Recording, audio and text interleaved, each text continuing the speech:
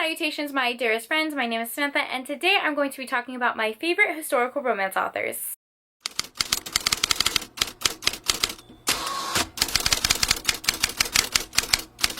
Hi, hello, how are you? Welcome or welcome back to my channel. We are in front of my historical romance shelf because we're talking all about historical romances in this video. In this video, I'm going to be talking about my top 7 favorite historical romance authors, and then I will also tell you guys like which book is my favorite out of all the books I've read from them. This video is a special video as well because I'm doing this with Jessica with Peace Love Books. She will also be posting her version of this video. I believe she's doing her top 10 favorite historical romance authors, so I will link her video down below so you guys can watch. So make sure to check out her video. I'm sure if you follow me, you also follow Jessica because she is like a historical romance queen. She's literally the reason that I got into historical romance because her, Lacey from Lacey Book Lovers, and Lisa from Remarkably Lisa do the historical romance readathon, and that's what initially got me interested in the genre. I host the Historical Hellions, and the Historical Hellions focuses on our love of historical romances,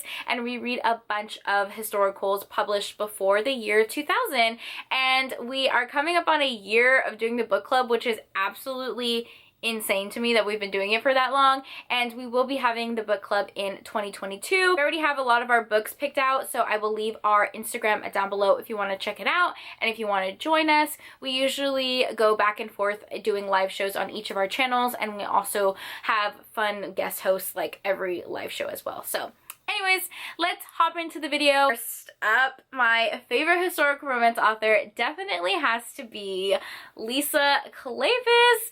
I just adore her so much. I literally have a shelf dedicated to just my Lisa Klepis books.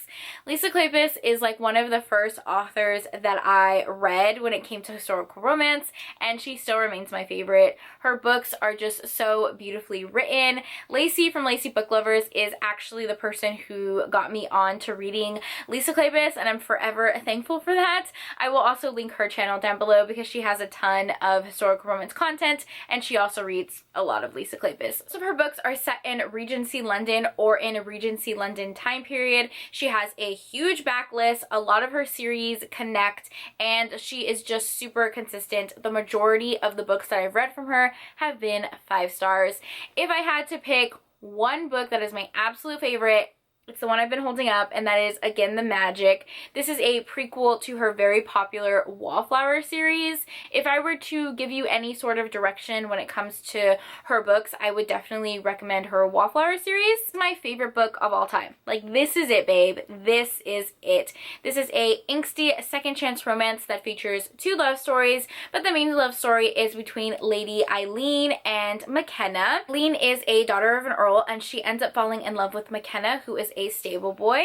There is a class difference, and their love is pretty forbidden because during Regency London, that is quite taboo to fall in love with someone outside of your class. Her father does not approve of the relationship, and a lot of things happen that tear them apart and leave them brokenhearted.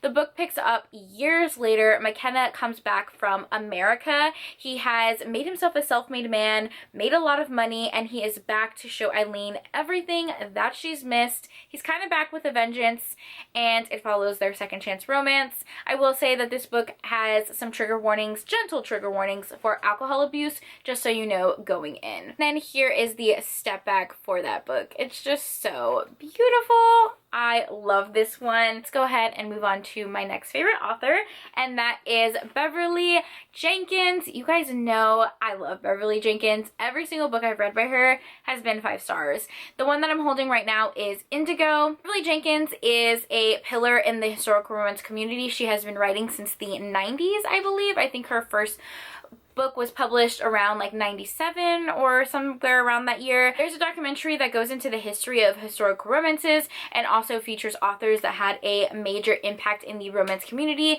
Obviously, Beverly Jenkins was featured in that, so I will leave that documentary down below. I know that the Fated Mates podcast also interviewed Beverly Jenkins, and she kind of told her history and journey with writing historical romances, which was also super interesting, so I will leave that link down below below too. Her books are historical romances that are mainly based in America, and they all have characters of color. I love her writing. It's very lyrical. I feel like she beautifully blends culture and romance together, and I adore her books. I truly, truly do. So this one is Indigo. I would have to say it's my favorite. I love the audiobook. I love the regular book. I don't have the original cover, which makes me so sad. This book features our characters Hester and Galen. Hester is a part of the Underground Railroad, and that is how she meets Galen under his moniker, the Black Daniel. The hero has really made it his mission to help enslaved African Americans get their freedom in the South. Hester also plays a huge part into providing freedom for her fellow community, and it follows their beautiful romance. I think that this is the most romantic book that I've ever read. In this book, I don't want to like do any spoilers, but there's a marriage proposal in this book that is just divine and so well written, and I think about it constantly. I've read this book like 5 times at this point because it is just amazing. I love Beverly Jenkins. Her plots are always so interesting. Her romances are so sweeping and beautiful and just flawless. Here, like, to me is a definition of like soulmates. Like, our characters were meant to be together. This is the most romantic book I've ever read. I know I already said that, but it truly is, and I just cannot recommend it enough. Another historical romance author that I absolutely adore is Christy Caldwell. Christy Caldwell has a lot of books on Kindle Unlimited. She said she has a lot of books on Kindle Unlimited that have the audiobook as well. So if you're someone who likes audiobooks, check her out. One of her books features strong, independent women, and I just adore her writing. The #1 series that I fell in love with is her Wicked Wallflower series. This is the first book in that series. It is called The Hellion. I do think that you have to read this series in order because it follows the Cloran family, and it also kind of follows the same plot throughout all of the books. This is an enemies to lovers romance. Their families are a part of rival gambling hells. Cleopatra's brother is pretty adamant on having her marry a nobleman so that they can increase the status of their family. Adair's family doesn't have a title, but they do owe Cleopatra's family a favor, and they do have some connections in London society. Cleopatra actually ends up staying with his family during her first season into London as she is searching for a husband. Adair does not trust her as far as he could throw her and kind of becomes like her self-appointed bodyguard and follows her around to make sure that she doesn't get in any trouble, and it follows their romance. This is a really well-written Romeo and Juliet retelling. It's such a great start to the entire series. I've read most of the books in the series and I adore them. So yeah, I know I've talked about this book so many times on my channel, but it's because I love it. Right, the next author that I love is Kerrigan Byrne. Kerrigan Byrne writes some of the most unique historical romances. She does write a little bit of like darker historical romances. A lot of her books do have trigger warnings, so again, read the Goodreads reviews if you need that.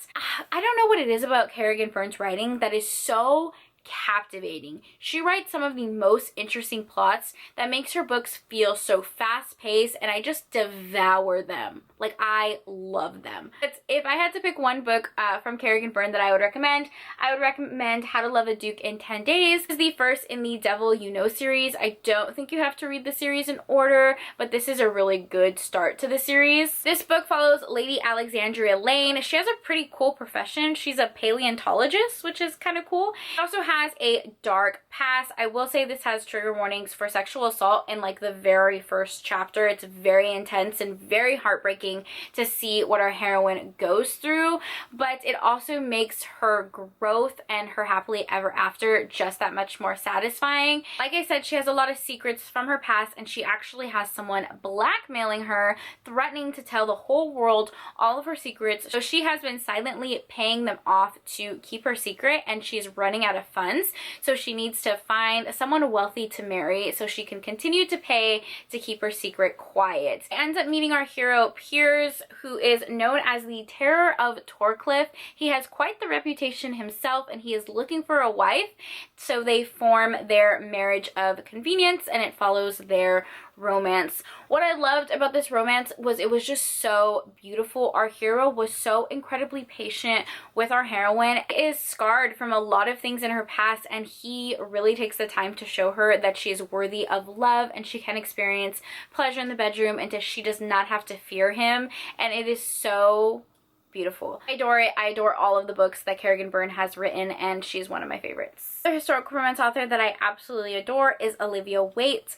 Olivia Waite writes a lot of sapphic historical romances, and you guys know I love sapphic romances. I feel like they're super underrated. There are definitely sapphic romances out there, but I don't feel like there's enough. Like, I'm always searching for a really good sapphic romance, especially in the historical romance genre, and Olivia Waite just kills it every single time. I adore her books. I also really like her audiobooks. If I had to recommend one book from her, it would be The Lady's Guide to Celestial Mechanics. I've talked about this one so many times on my channel as well. This is an age gap romance as well. Our younger heroine studies astrology. She has always worked under her father, and she's never been well respected for the fact that she's a female. Her father has passed away. She's decided that she really wants to make her entrance into the scientific community. She wants to write a book on astrology.